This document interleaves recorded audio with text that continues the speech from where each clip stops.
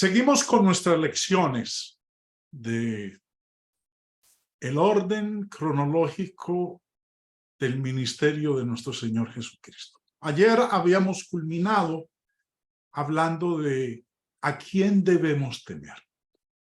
No al hombre, porque lo máximo que el hombre puede hacer es tocar nuestro cuerpo. No puede tocar nuestra alma. Dios es quien puede tocar nuestro cuerpo y nuestra alma. Por eso decía el Señor que es a Él a quien nosotros debemos temer. Ya había venido diciendo a sus discípulos de las persecuciones que se levantarían, de las luchas que tendrían, y los animaba a que no se acobardaran, a que no sintieran temor, sino a que siguieran adelante.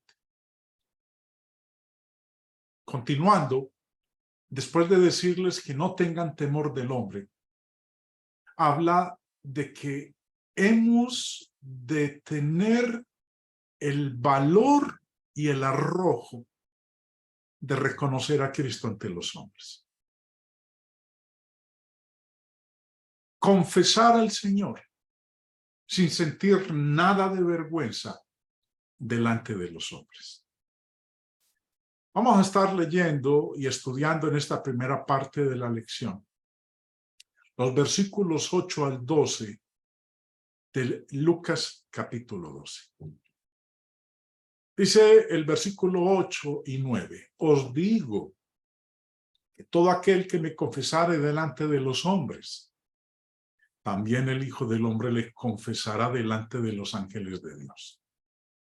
Mas el que me negare delante de los hombres, será negado delante de los ángeles de Dios. Como vemos, el Señor le dice a sus discípulos de la importancia que es para nosotros confesar a nuestro Señor. Todo aquel que me confesare delante de los hombres. Y obviamente muestra la contraparte, lo que puede suceder si nosotros le negamos. Pero voy a extraer en este momento particularmente el versículo 8. Y quiero que notemos, comparando lo que el Señor dice aquí en Lucas 12, con lo que dijo en los primeros meses de su ministerio en el Evangelio de Mateo. Mateo capítulo 10 dice el verso 32. A cualquiera pues que me confiese delante de los hombres, yo también le confesaré delante de mi Padre que está en los cielos. Quiero que notemos y observe bien en la pantalla la diapositiva. Quiero que notemos lo siguiente. Mateo, en el capítulo 10, dice, yo también le confesaré. Lucas lo expresa de la siguiente manera. Preste atención, hermano. Recuerde, Mateo dice, yo también le confesaré. Pero Lucas dice, el Hijo del Hombre le confesará. Demostrando, Lucas está demostrando que la expresión el Hijo del Hombre es como Cristo se designa a sí mismo. Cristo se designa como el Hijo del Hombre. Además, notemos que en Mateo, en la parte final del verso dice, le confesaré delante de mi Padre que está en los cielos. Lucas dice, le confesará delante de los ángeles de Dios. Donde está el Padre, allí están también sus santos ángeles. Daniel, en el capítulo 7, mire lo que nos dice, versículo 10. Un río de fuego procedía y salía de delante de él. Millares de millares le servían y millones de millones asistían delante de él. El juez se sentó y los libros fueron abiertos. ¿Quiénes son estos miles y miles que le servían? ¿Quiénes son estos millones de millones que le asistían? Los ángeles. Por eso el Señor dice, en lo que estábamos leyendo hace un momento en Lucas, que le confesaré delante de los ángeles, porque donde está el Padre, allí están también sus santos ángeles. Y no son 2, no son 10, no son 100, son millones de millones.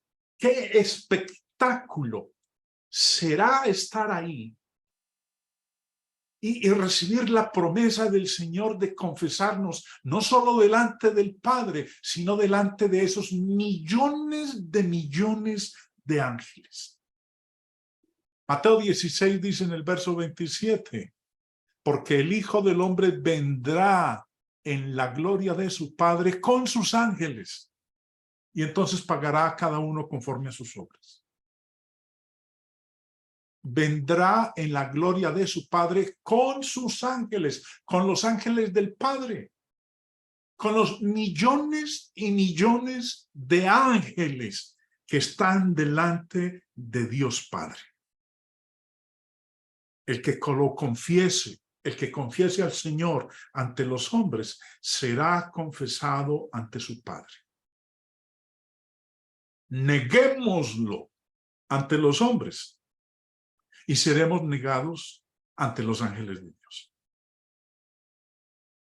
Ahora, el confesar, el reconocer a Cristo ante los hombres, no es meramente declararlo con nuestros labios, que yo creo en Cristo, que Él es mi Señor.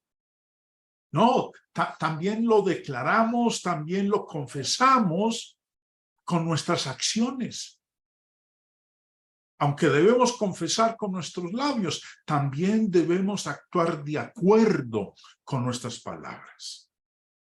Los demonios dijeron las palabras correctas. Ellos confesaron al Señor, pero rehusaron servirle como Señor. Recuerden que el mismo Espíritu Santo enseña en su palabra allá a través del apóstol Santiago, que dice que los demonios también creen, pero ellos no han obrado conforme a la voluntad del Señor. Lo reconocen, pero solamente de labios, no con sus acciones.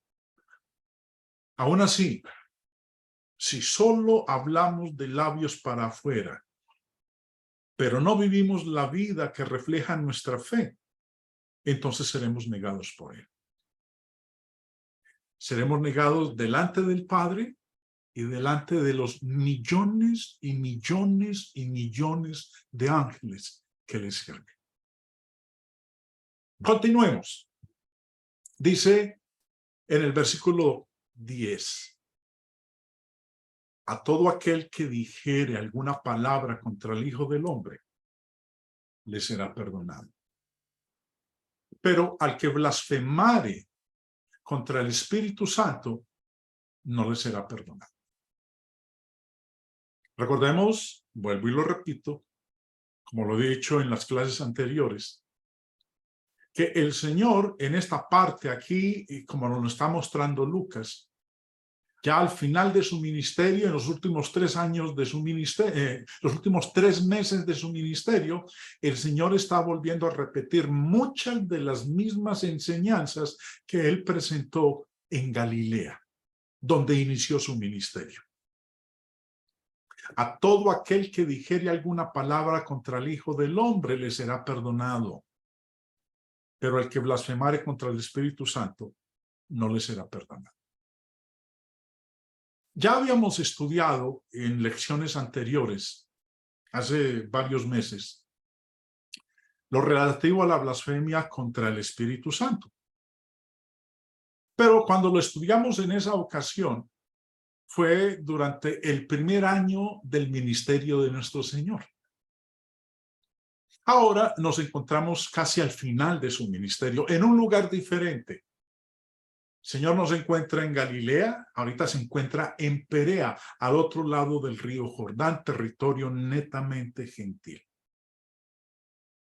Y cuando consideramos nosotros la blasfemia contra el Espíritu Santo, en esa primera ocasión, los fariseos acusaron al Señor de Jesús de trabajar con el diablo. Había sanado a un hombre de su ceguera y lo había hecho en un día de reposo y los fariseos, sus archienemigos, acusan que lo que el Señor hace es por el poder del diablo. Ahora, hablar de la blasfemia contra el Espíritu Santo, que es un pecado, lo encontramos nosotros discutido en 3 de los evangelios, en 3 pasajes diferentes. Primero fue Mateo 12, como les dije hace un momento, y volvamos a recordarlo. Mateo 12 dice, por tanto os digo, todo pecado y blasfemia será perdonado a los hombres, mas la blasfemia contra el Espíritu Santo no les será perdonada.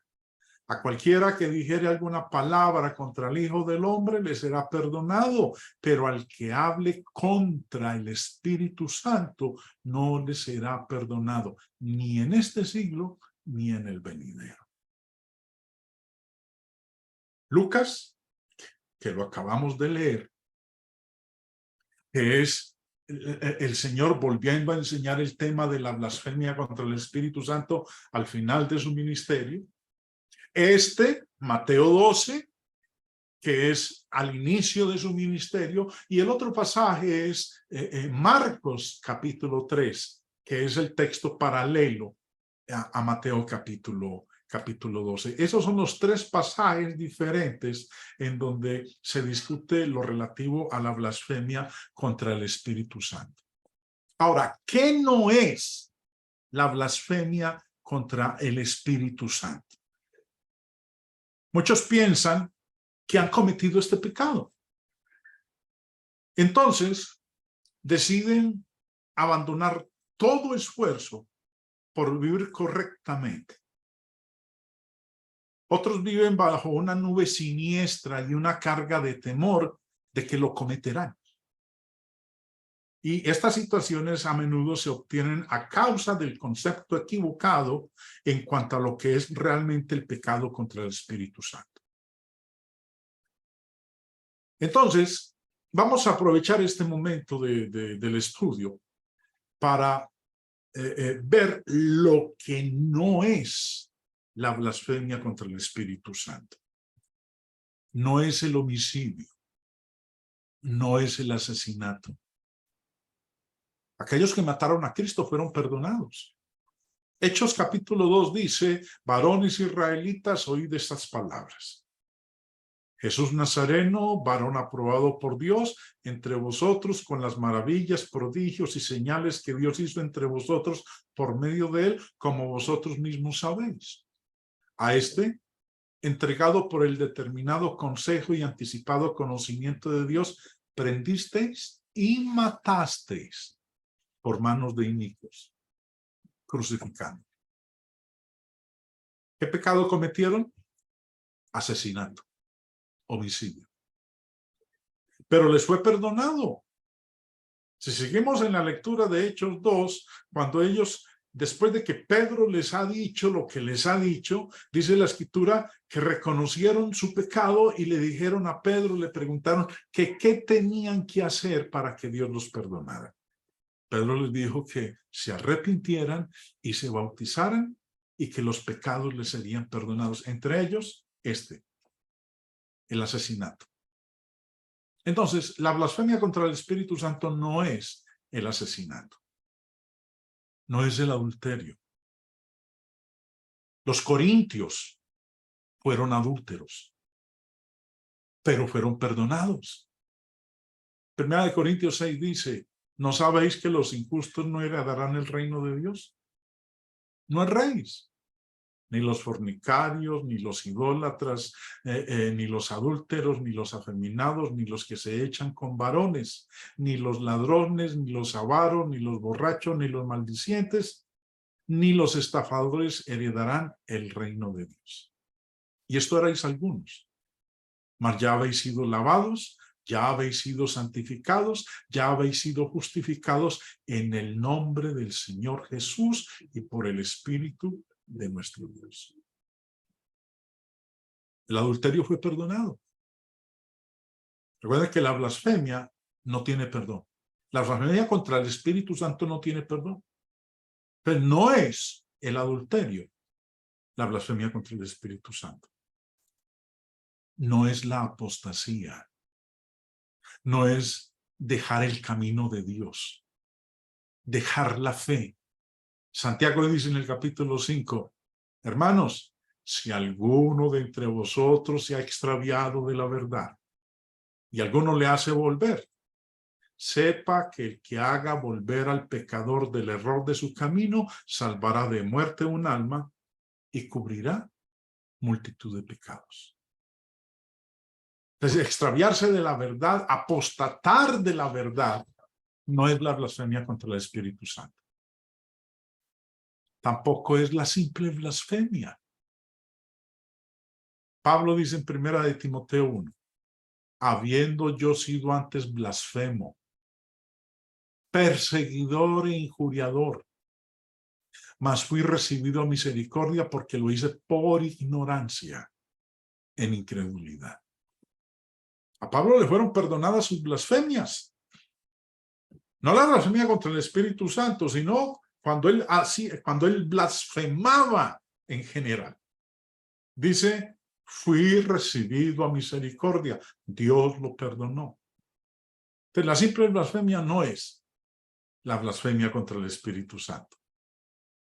Tampoco es el pecado de muerte. Juan escribió, si alguno viere a su hermano cometer pecado que no sea de muerte, pedirá y Dios le dará vida.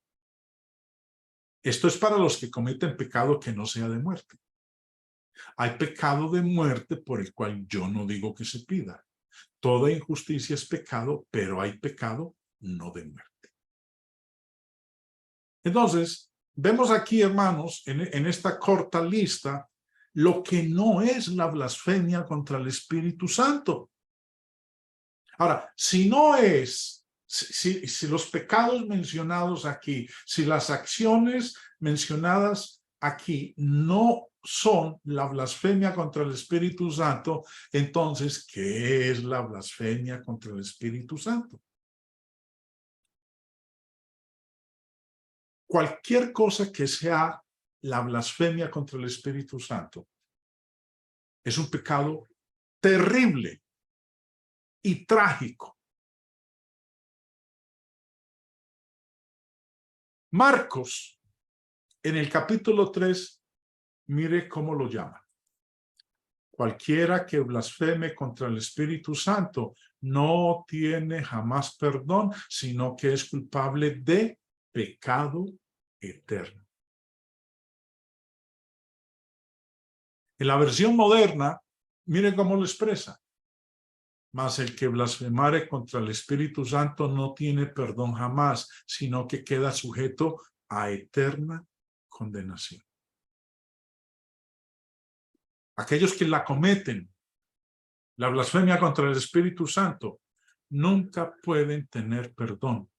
Dice el verso 32, pero al que hable, Mateo 13:32, pero al que hable contra el Espíritu Santo no le será perdonado, ni en este siglo, ni en el venidero.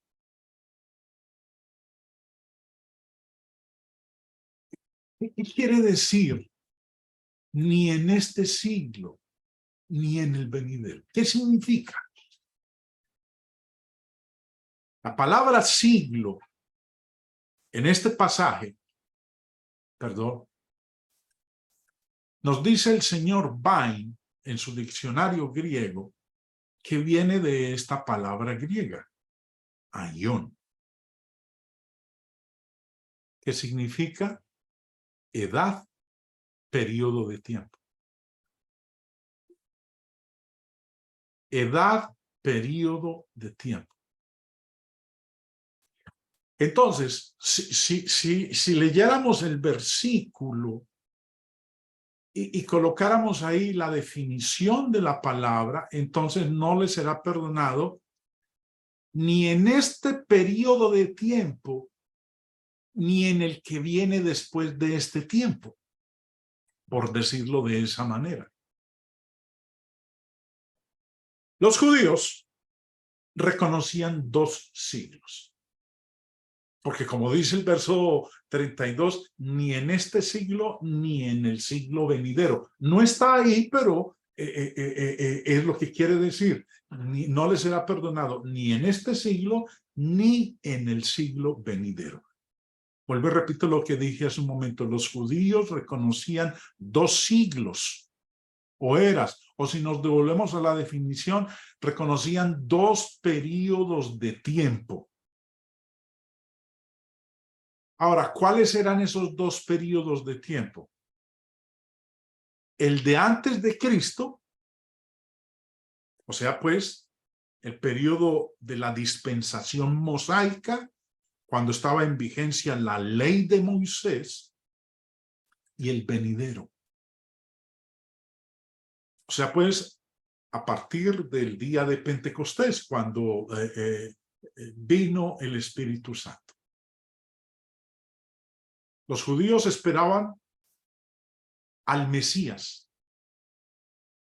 que vendría en el siglo venidero. Entonces, cuando hablan ellos aquí, ni en este siglo ni en el venidero, recuerden y tengan eso presente, nos está hablando nosotros de 2 periodos de tiempo, 2 eras, 2 dispensaciones. Dice Hebreos 9:26, hablando de nuestro Señor Jesucristo. De otra manera le hubiera sido necesario padecer muchas veces desde el principio del mundo.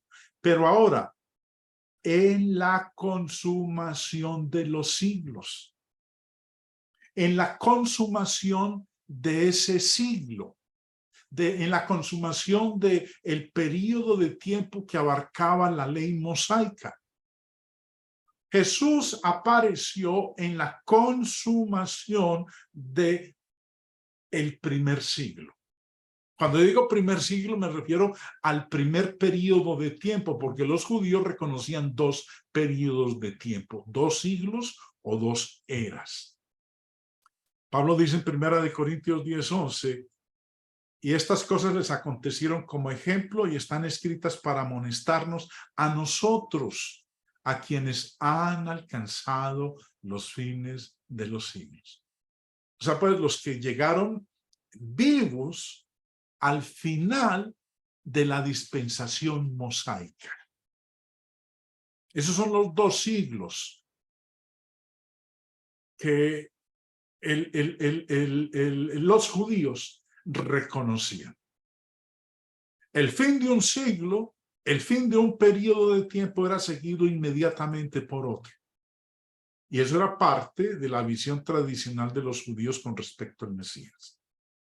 La nueva era que se inauguraría con la aparición del Mesías sería llamada el reino de los cielos. Cuando terminara el siglo, empezaría el otro siglo, el del reino de los cielos. Es más, leemos nosotros que Juan el Bautista, cuando vino a preparar el camino del Señor, esto era lo que él anunciaba. Mateo 3. En aquellos días vino Juan el Bautista predicando en el desierto de Judea y diciendo, arrepentíos porque el reino de los cielos se ha acercado. O sea, pues el siglo venidero era el siglo del reino de los cielos. El establecimiento del reino del Señor. No un reino terrenal, no un reino material, sino un reino netamente espiritual. Haciendo alusión a la iglesia. Vemos entonces que este siglo hace alusión a la ley mosaica. Y el siglo venidero empezó o empezaría en el día de Pentecostés. Y ese siglo venidero durará hasta cuando nuestro Señor Jesucristo retorne por segunda vez. La Biblia nos presenta a nosotros 3 dispensaciones, 3 periodos de tiempo, 3 periodos de la historia bíblica.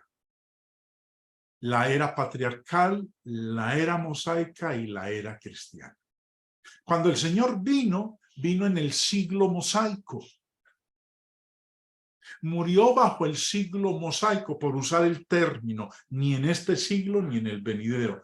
Vino en el siglo mosaico, vino en el periodo de tiempo mosaico y murió en ese siglo o ese periodo de tiempo. Y con su muerte, su resurrección y la venida del Espíritu Santo en el día de Pentecostés, se inició el siglo cristiano o el siglo venidero o el periodo de tiempo cristiano, la dispensación cristiana. Ahora, este es un pecado que puede ser cometido por cristianos y no cristianos. Es un pecado que se podía cometer en lo que describe el texto en este siglo, la dispensación mosaica. Y también se puede cometer en el siglo venidero, en el cual nosotros nos encontramos. Lo puede cometer un cristiano y también lo puede cometer un no cristiano, porque dice Marcos 3:29, cualquiera que blasfeme contra el Espíritu Santo. Ahora, ¿qué es blasfemar? Señor Bain, definiendo el término griego, dice que es difamar o injuriar, hablar de manera calumniosa, hablar profanamente. Entonces, el pecado contra el Espíritu Santo es el estado pecaminoso que se obtiene de un repetitivo rechazo del último ofrecimiento de la misericordia de Dios a la humanidad en el Espíritu Santo. El Evangelio inspirado y el plan de salvación.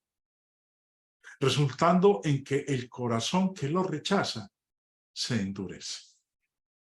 Permítame explicarlo de la siguiente manera.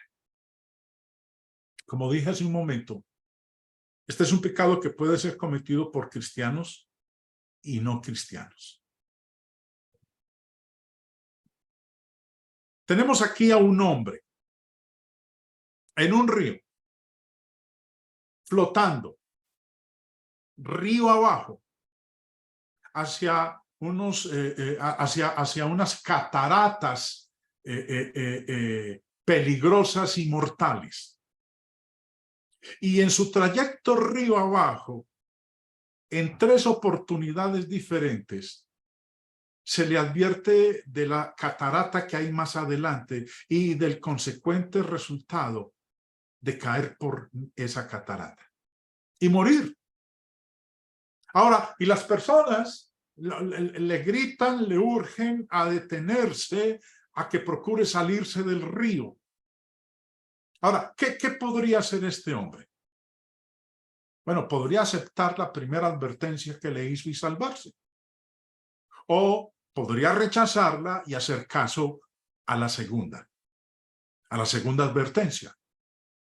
O podría rechazar la primera advertencia y la segunda y hacer caso a la tercera advertencia.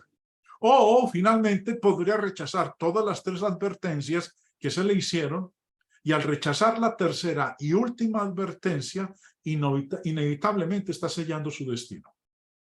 Va a caer por la catarata y morirá. De igual manera, Dios suplicó al hombre pecador a través de los profetas. El primer salvavidas que Dios le envió al hombre fueron sus profetas, que vinieron a hablar y a advertir, que se arrepintieran, que volvieran a Dios. Pero ¿qué ocurrió? Rechazaron ese ofrecimiento de misericordia. ese primer salvavidas. Usted conoce muy bien la historia del Antiguo Testamento. De todas las veces que Dios utilizó a sus profetas para advertir al pueblo e invitarlos al arrepentimiento. En Mateo 21, nosotros leemos cómo el Señor, en la parábola de los labradores malvados, dijo lo siguiente. Oíd otra parábola. Hubo un hombre, padre de familia, el cual plantó una viña. La cercó de vallado, cavó en ella un lagar, edificó una torre y la arrendó a unos labradores y se fue lejos. Y cuando se acercó el tiempo de los frutos, envió sus siervos a los labradores para que recibiesen sus frutos. Mas los labradores, tomando a los siervos, a uno golpearon, a otro mataron y a otro apedrearon. Envió de nuevo otros siervos, más que los primeros, e hicieron con ellos de la misma manera. Este fue el primer salvavidas que Dios envió al pueblo de Israel, sus profetas. ¿Qué hicieron con ellos? A unos golpearon, a otros mataron y a otros apedrearon. Recordemos que cuando el Señor estaba llegando a Jerusalén, ya en la última semana de su vida, le recordó a Jerusalén lo siguiente. Jerusalén, Jerusalén, que matas a los profetas y apedreas a los que te son enviados. ¿Cuántas veces quise juntar a tus hijos como la gallina junta sus polluelos debajo de sus alas y no quisiste? He aquí vuestra casa os es dejada desierta. Bueno, ese fue el primer salvavidas, los profetas. Ya sabemos qué hicieron con eso. Rechazaron la invitación a la salvación. Pero Dios no los dejó así. Entonces dijo, voy a enviarles un segundo salvavidas. Y ese segundo salvavidas fue el propio Hijo de Dios. ¿Pero qué pasó? Sucedió lo mismo con el primer salvavidas, que eran los profetas. Él también fue rechazado. Dice en el texto a continuación, Mateo 21, versos 37 al 39, que Dios decidió enviar entonces a su Hijo. Pero lo rechazaron. Y lo rechazaron de tal manera que finalmente lo mataron. Dice Mateo 21. Finalmente les envió su Hijo, diciendo, tendrán respeto a mi Hijo. Mas los labradores, cuando vieron al Hijo, dijeron entre sí, este es el heredero. Venid, matémosle y apoderémonos de su heredad. Y así lo hicieron. En lugar de aceptarlo, lo echaron fuera de la viña y lo mataron. Juan nos dice en el capítulo 1 que a lo suyo vino y los suyos no le recibieron. Vino como segundo salvavidas de parte de Dios Padre, pero ¿qué ocurrió? No lo recibieron. Y peor aún, lo mataron. Finalmente, como Dios es un Dios misericordioso y persistía aún en salvarlos, Dios envió su tercer y último salvavidas. Dios envió al Espíritu Santo. Envió el Espíritu Santo a los apóstoles, inspirándoles a revelar el plan de salvación. Vinieron sus apóstoles. El Espíritu Santo los llenó. Y dice en Juan 16, yo os digo la verdad, os conviene que yo me vaya. Pero si no me fuera, el Consolador no vendría a vosotros. Recordemos que el Consolador es el Espíritu Santo. Mas si me fuere, os lo enviaré. Y cuando Él venga, convencerá al mundo de pecado, de justicia y de juicio. De pecado, por cuanto no creen en mí. De justicia, por cuanto voy al Padre y no me veréis más. Y de juicio, por cuanto el príncipe de este mundo ha sido juzgado ya. Este fue el último ofrecimiento de la misericordia de Dios. Y como el hombre del ejemplo del cual estoy hablando aquí, el que rechace este último ofrecimiento, este último salvavidas, final e inevitablemente sella su destino. Y este rechazo puede ser tan persistentemente repetitivo hasta que finalmente endurece el corazón, haciéndolo incapaz de volverse a Dios. No tiene perdón en este siglo. Si se mandaron 3 salvavidas y los 3 los rechazaron, al último salvavidas, al rechazarlo, ya no hay forma de que el hombre pueda obtener el perdón de sus pecados. Porque lo rechazó al Espíritu Santo. Es su palabra. La espada del Espíritu, el instrumento que utiliza el Espíritu Santo para convencer al hombre de pecado, de justicia y de juicio, es su palabra. Pero todo tiene un tiempo. Mientras yo esté dispuesto a aceptar ese tercer salvavidas, puedo recibir el perdón de mis pecados. Pero si opto por rechazar ese tercer salvavidas, ya no hay perdón. No hay otra forma de encontrar perdón. Ahora, ¿cuáles son los pasos hacia la blasfemia contra el Espíritu Santo? Primero, Efesios 4:30, contristarlo. Y no contristéis al Espíritu Santo de Dios. Segundo, resistir. Hechos 7:51, duros de cerviz e incircuncisos de corazón y de oídos, vosotros resistís siempre al Espíritu Santo. Primer paso, contristarlo, entristecerlo. Segundo paso, resistirlo. Y tercer paso, apagar al Espíritu. Cuando el hombre llega a esta parte final, ya no hay forma de obtener el perdón de sus pecados. Cualquiera que blasfeme contra el Espíritu Santo no tiene jamás perdón, sino que es reo de juicio eterno. La blasfemia consiste en rechazar la última oportunidad de salvación, el último salvavidas que Dios envió para salvar al hombre. Los 2 primeros fueron rechazados. Primero los profetas. Segundo salvavidas nuestro Señor Jesucristo. Tercero y último, el Espíritu Santo. Rechazarlo, ya no hay más perdón.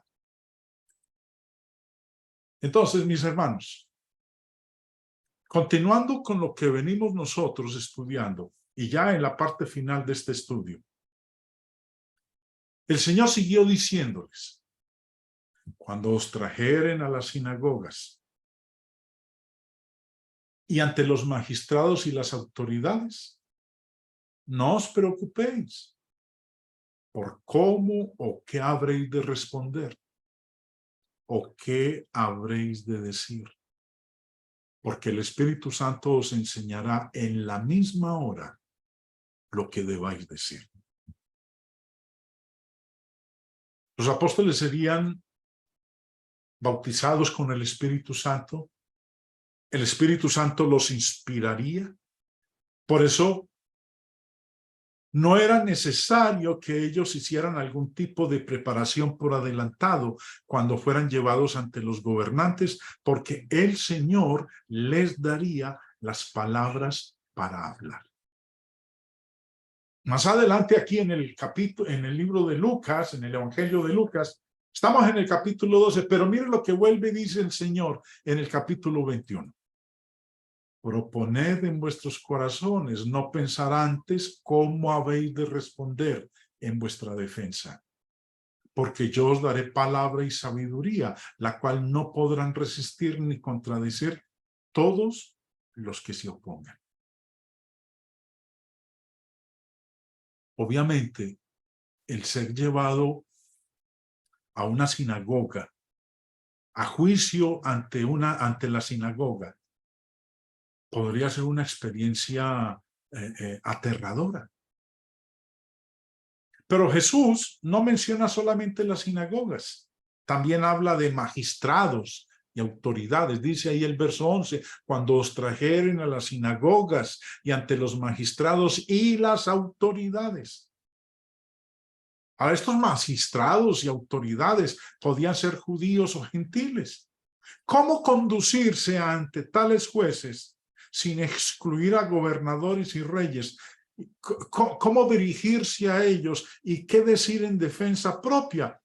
Bien podría llenar las mentes y corazones de los discípulos no letrados, porque recordemos que ellos no eran educados, que se llenaran de temor, que les diera horror estar ante en una sinagoga o ante los magistrados y las autoridades. Pero Jesús les dice a sus seguidores, la segunda parte del verso 11, no os preocupéis. Es decir, tranquilos, porque en aquella misma hora el Espíritu os enseñará qué es lo que ustedes tienen que decir. Esta profecía también fue cumplida gloriosamente en los apóstoles.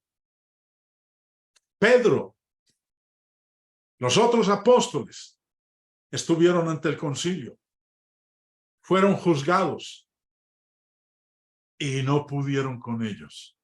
Pablo mismo, Esteban, el primer mártir cristiano, Dios, a través del Espíritu Santo, les dio lo que tenían que hablar.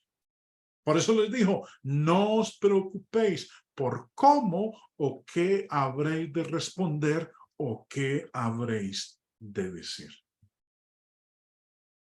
Bueno, ya esto no se cumple hoy en día, porque era un obrar milagroso de Dios a través del Espíritu Santo en estos sus seguidores del primer siglo. Hoy nos toca leer la Biblia, estudiarla, grabarnos pasajes, buscar la manera de memorizarlos, saber manejar bien la escritura, la Biblia, para que cuando se nos haga alguna pregunta sepamos cómo responder o lo que hemos de hablar de una manera exacta.